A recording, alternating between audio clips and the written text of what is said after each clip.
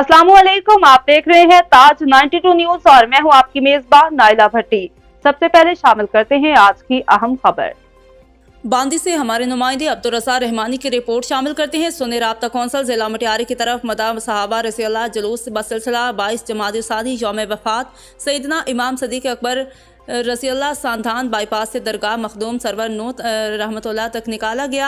जुलूस दरगाह मखदूम सरवर नूर रहमतुल्लाह के सामने जलसे की सूरत में अख्तियार किया गया, जिससे खिताब करते हुए सदर सुन्नी राब्ता कौंसिल जिला मटियारी मौलाना राशिद अली फारूकी, कारी याकूब हैदरी, कारी खलीलुर रहमान, शोएब नज़ामानी, साजिद हैदरी, फैसल फारूकी, हजरत मौलाना हयात हैदरी और दीगर रहनुमाओं ने कहा कि खुलफाए राशिदीन के अयाम पर आम तातील करके सरकारी सतह पर मनाया जाए। सहाबा कराम रज़ियल्लाह ऐसी जमात जिन्होंने सर तन माल मलकियत और अजीज़ व अकारब सब कुछ कुर्बान करके तमाम दौलत को आप सल्लल्लाहु अलैहि वसल्लम के कदमों में निछावर किया।